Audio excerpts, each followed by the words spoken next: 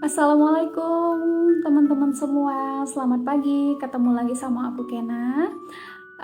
Gimana nih kabar kalian semua hari ini? Semoga kalian semua baik-baik aja ya, sehat selalu, dan rezekinya lancar, amin. Nah hari ini kita mau lanjut lagi baca buku Mengenal Pribadi Agung Nabi Muhammad. Nah ini tuh part yang ke-12 ya, masih di bab tempat bersandarnya Rasulullah. Langsung aja, Bismillahirrahmanirrahim. Qutaibah bin Sa'id bercerita kepada kami, Syarik bercerita kepada kami dari Ali bin Al-Qamar, dari Abi Juhaifah, ia berkata, Rasulullah bersabda, aku tidaklah makan dengan bersandar. Muhammad bin Bashar bercerita kepada kami, Abdurrahman bin Mahdi memberitahukan kepada kami, Sufyan bercerita kepada kami dari Ali bin Al-Qamar, ia berkata, aku mendengar Abu Juhaifah berkata, Rasulullah bersabda, aku tidak makan dengan bersandar. Yusuf bin Isa bercerita kepada kami, Waqi' bercerita kepada kami, Israel bercerita kepada kami, dari Simak bin Harb, dari Jabir bin Samurah, ia berkata, aku melihat Rasulullah duduk bersandar pada sebuah bantal. Bab selanjutnya, bab cara bersandarnya Rasulullah. Abdullah bin Abdirrahman bercerita kepada kami, Amru bin Asim memberitahukan kepada kami, Hamad bin Salamah memberitahukan kepada kami, dari Humaid dari Anas, sesungguhnya Nabi sedang dalam keadaan sakit. Beliau keluar dari rumahnya dengan bersandar kepada Usamah bin Zaid. Waktu itu beliau memakai kain kitri atau buatan dari Qatar yang diselempangkan. Kemudian beliau sholat bersama mereka, para sahabatnya. Abdullah bin Abdirrahman bercerita kepada kami, Muhammad bin Al-Mubarak memberitahukan kepada kami, atau bin Muslim bin Al-Khifafi Al-Halabi bercerita kepada kami, Ja'far bin Barqon memberitahukan kepada kami, dari Atta bin Abi Rabah, dari Al-Fadl bin Abbas, ia berkata, aku masuk ke rumah Rasulullah tatkala beliau sedang sakit, yang menyebabkan beliau wafat. Di kepalanya ada balutan kain kuning. Lantas, kuucapkan salam kepada beliau. Lalu beliau bersabda, wahai Fadl. Aku menjawab, labbaik, wahai Rasulullah. Rasulullah bersabda, kuatkan balutan yang ada di kepalaku ini. Maka aku pun melaksanakan perintah beliau. Setelah itu, beliau duduk, lalu meletakkan tangannya di atas bahuku. Kemudian, beliau lalu berdiri dan masuk ke masjid. Dalam hadis ini, terdapat kisah yang panjang. Masya Allah. Ini Rasulullah sakit sebelum dia meninggal. Bab selanjutnya, bab cara makan Rasulullah. Muhammad bin Bashar bercerita kepada kami, Abdurrahman bin Mahdi memberitahukan kepada kami dari Sufyan, dari Sa'ad bin Ibrahim, dari putra Ka'ab bin Malik, dari ayahnya ia berkata, sesungguhnya Nabi menjilati jari jemarinya sehabis makan 3 kali. Abu Isa berkata, hadis ini juga diriwayatkan oleh selain Muhammad bin Bashar, dan ia mengatakan Nabi menjilati jari jemarinya 3 kali.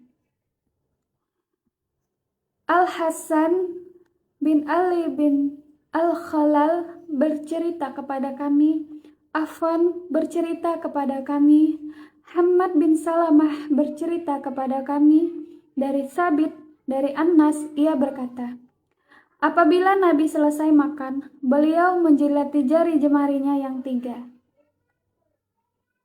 Al-Husain bin Ali bin Yazid As-Sahdai Al-Baghdadi bercerita kepada kami.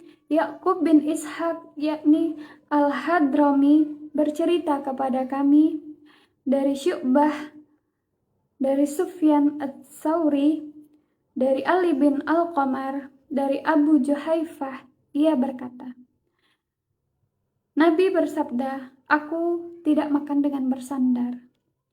Muhammad bin Bashar bercerita kepada kami, Abdurrahman bin Mahdi bercerita kepada kami, Sufyan memberitahukan kepada kami dari Ali bin Al-Qamar dengan lafal yang semisal.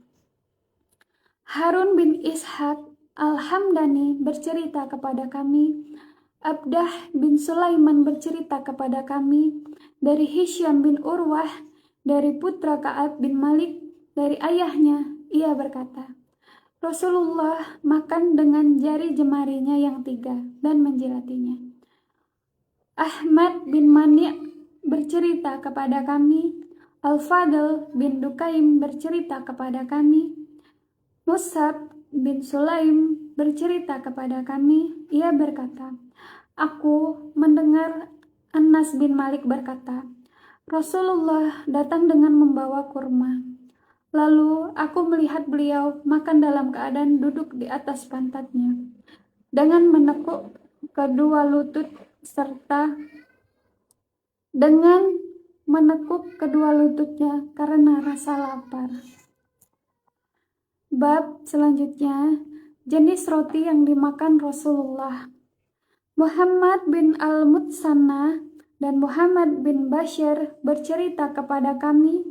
Keduanya berkata, Muhammad bin Ja'far bercerita kepada kami, Syu'bah bercerita kepada kami dari Abu Ishaq, ia berkata, aku mendengar Abdurrahman bin Yazid menceritakan dari Al-Aswad bin Yazid dari Aisyah, ia berkata, keluarga Nabi tidak pernah makan roti dari syair atau gandum sampai kenyang 2 hari berturut-turut hingga Rasulullah wafat. Abbas bin Muhammad Ad-Duri bercerita kepada kami, Yahya bin Abi Bukair bercerita kepada kami, Hurais bin Utsman bercerita kepada kami, dari Sulaiman bin Amir ia berkata, aku mendengar Abu Umamah berkata, tidak ada makanan keluarga Rasulullah yang lebih baik dari roti dan syair. Abdullah bin Muawiyah Al-Jumahi bercerita kepada kami, Sabit bin Yazid bercerita kepada kami, dari Hilal bin Qahab, dari Ikrimah, dari Ibnu Abbas, ia berkata, Rasulullah pernah tidur beberapa malam secara berturut-turut dalam keadaan perut kosong, dan keluarganya tidak mendapati makan malam, dan roti yang mereka makan paling banyak adalah roti dari syair. Abdullah bin Abdurrahman bercerita kepada kami, ia berkata, Ubaidillah bin Abdul Majid Al-Hanafi bercerita kepada kami,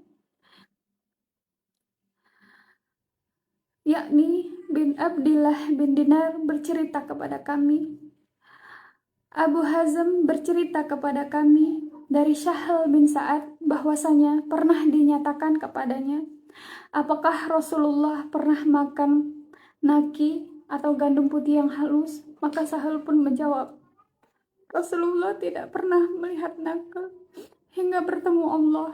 Kemudian dikatakan kepadanya, apakah kalian memiliki ayakan di masa Rasulullah?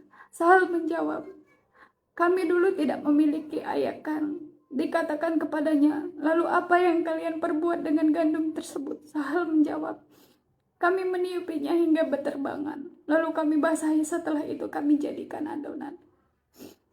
Masya Allah.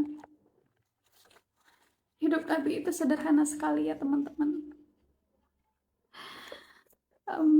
Hari ini cukup sampai di sini dulu. Besok kita lanjut lagi ya. Assalamualaikum warahmatullahi wabarakatuh. Dadah.